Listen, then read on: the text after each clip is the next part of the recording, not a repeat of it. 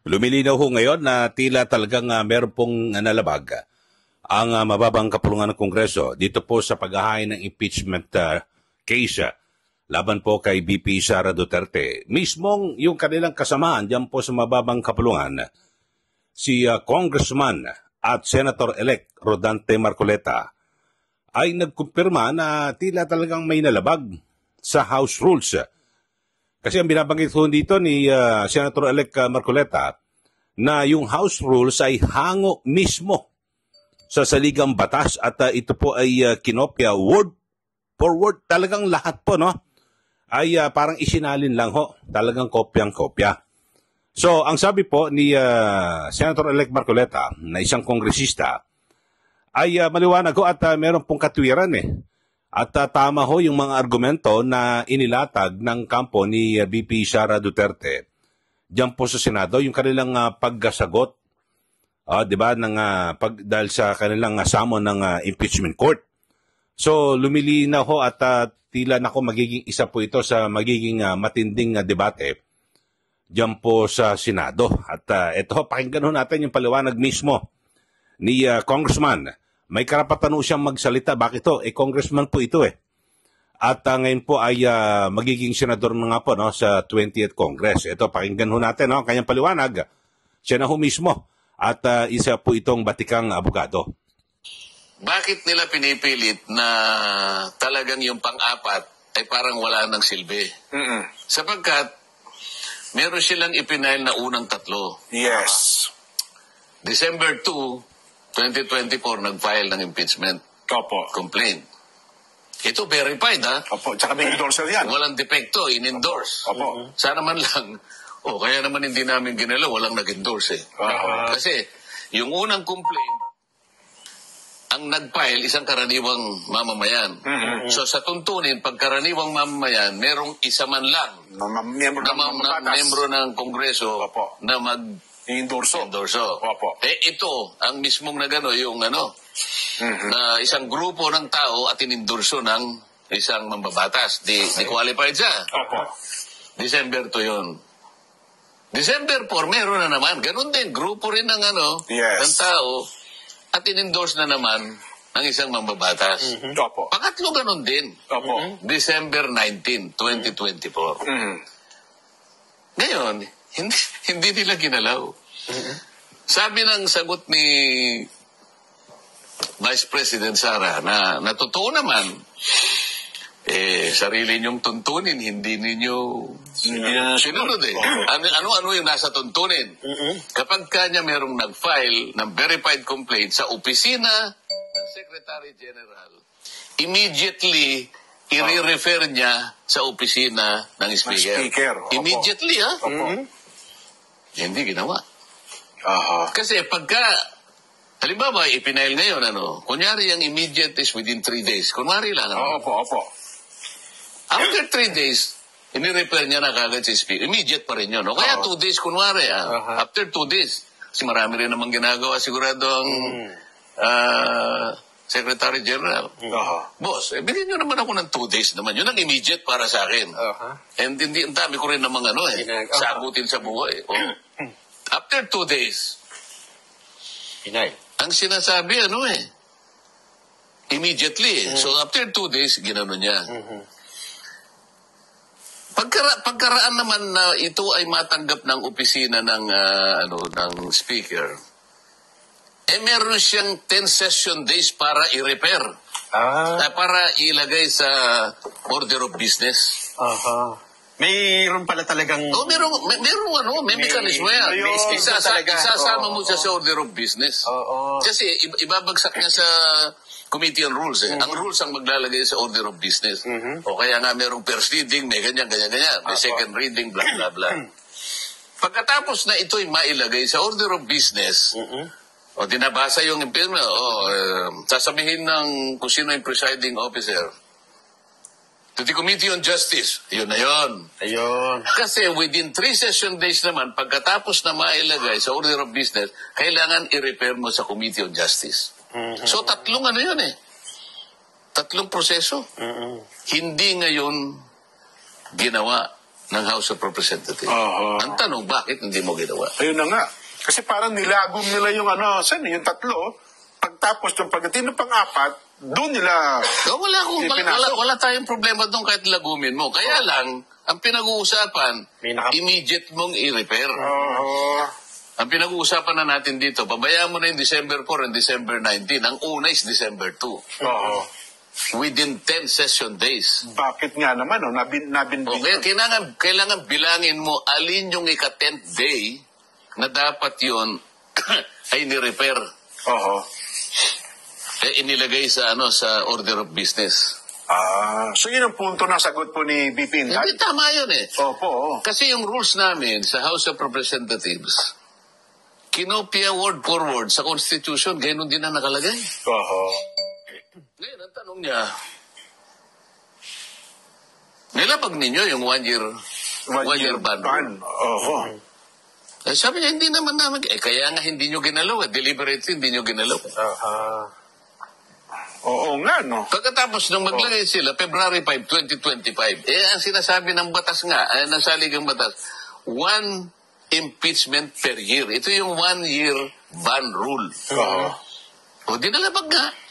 Ayun. Ngayon, paano mo sasagutin nga? Dito lang pwedeng, ayaw muna sabihin kung ano yung gagawin ko, pero dito maraming issue dito.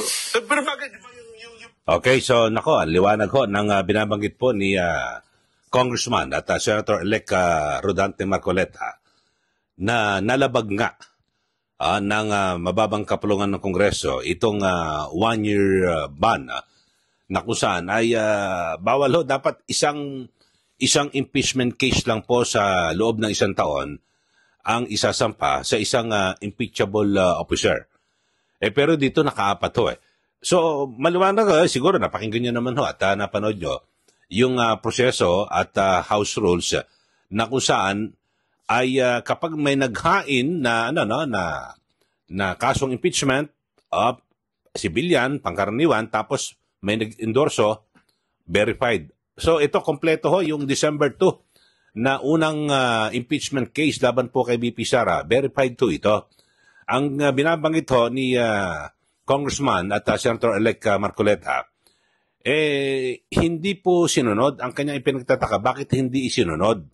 Hindi sinunod ng Kamara yung kanilang House Rules na kung saan dapat sa loob ng 10 dapat immediate pagkatanggap po ng Secretary General, immediate sa lalong madaling panahon, sabi niya 2 to 3 days, ay naibigay na sa tanggapan po ng Speaker. At pagkatapos po niyan sa Speaker, ibibigay yan sa House Rules Committee. Meron mo siyang 10 session days para maibigay naman sa Rules Committee. Tapos meron 3 araw para naman ma-refer sa anong mang komite. Pero yan po sigurado sa Justice Committee. So maliwanag ho. Ang binabanggit po ni Senator-elect Marcoleta na meron pong basihan yung binabanggit ho ng kampo ho ni Vice President Duterte na may nalabag po na panuntunan. Kasi alam nyo, ang linaw po ng House Rules sabi po ni Congressman at Senator-elect Marcoleta, hango po ito sa ating saligang batas. Kaya yun nga ho ang naging contention din ho ng diyan po sa Senado, yung unang diba, yung motion na i-dismiss, diba, ni Senator Bato de la Rosa. Tapos medyo napalabnaw ng konti. Ang ginawa ko ay sumingit po at parang nag-motion din itong si Senator Alan Peter Cayetano. So sa dakong huli, ang nangyari ay iniremand, isinole diyan po sa mababang kapulungan. Dahil sa ayaw po ng mga senador na baka sinumpisan po nila yung paglilitis. Tapos yung kaso pala na impeachment ay labag sa saligang batas. So yun po.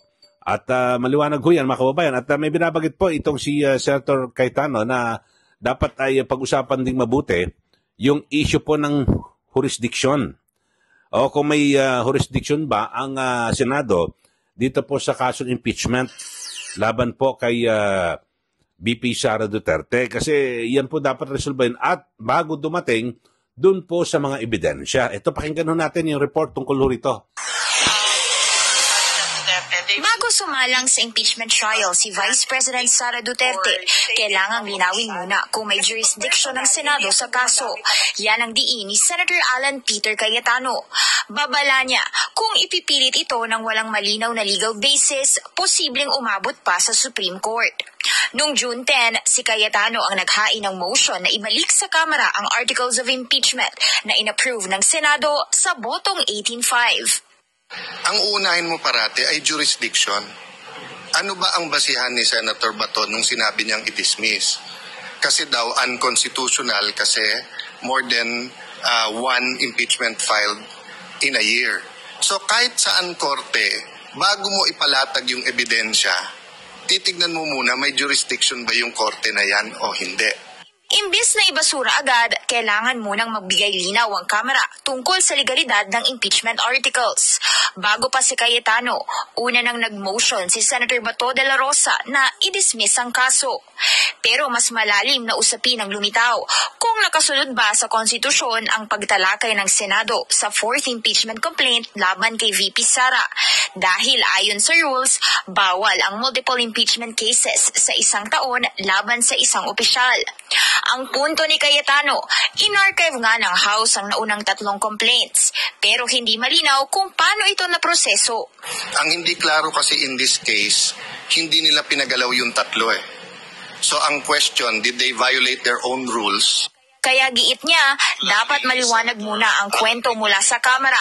Ano ang nangyari sa 3 complaints at paano nilakad ang ika-4? Ang matagal ng sagot ng Kamara, hindi ito violation. Automatic ng impeachment articles ang huling complaint matapos makakolekta ng 215 signatures, kaya in-archive ang unang 3. Kahit ito ang posisyon ng House, di pa rin basta-bastang maitutuloy ang trial. So the big issue talaga is the jurisdiction.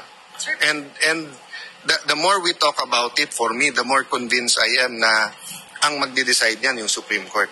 I can only assure the public na aabot tayo sa ebidensya if the whole impeachment court says na wala tong fatal constitutional defect that takes out jurisdiction from the court. Paalala ni Cayetano sa Okay, so yun ho mga kababayan at maliwanag ko. So nagtutugma ang opinion legal ni Senator Alan Peter Cayetano dito po kay Senator-elect Rodante Marcoleta. Pero mas matindi ho yung kay Senator Marcoleta. At siya po ay may kay na magsalita dahil siya po ay kongresista. So ang sabi niya talagang may nalabag po sa House Rules. At ang House Rules ay hango sa ating saligang batas. So yan po ang isa sa mga magiging issue po ng debate sa pagpasok po ng 20th Congress sa July 28. Yan po yung pagsimula ng regular session ng ika-20 balangkas ng Kongreso. So maliwanag ho yan mga kababayan at inaasahan natin na talaga magiging debate. Pero sa dami ho ng mga nagsasalita, na mga sabihin natin na eksperto rin po no, sa usaping legal, tulad po ni Senator-elect Marcoleta.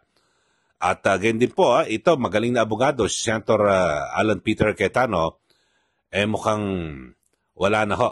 Kasi maliwanag ho, may mga lumalabas po na ebidensya na may nalabag po dito po sa paghahain ng kasong impeachment. Bagamat siyempre, abangan natin yung talaga aktual ho na kaganapan dyan po sa Senado sa pagbabalik ng sesyon sa July 28. So na po yun at siguradong matindi ho yan. Magiging yung debate ho niyan ay sa July 29. Kasi 28 to yung sona ng Pangulo sa umpisa. Magbubutuhan lang kung sinong bagong Senate President, tapos ay wala na, mag-ano na yan, mag-recess sandali, tapos mag-adjourn, tapos kinabukasan na yan yung pagsimula ulit ng sesyon. So yun po, abangan natin. Para sa pangalatan ng mga kababayan, yung ating pagtalakay ho ngayon, ay sabi po ni Congressman at Senator-elect Marcoleta, may nalabag po sa House Rules na hango mismo sa ating saligang batas. Sabi niya, meron pong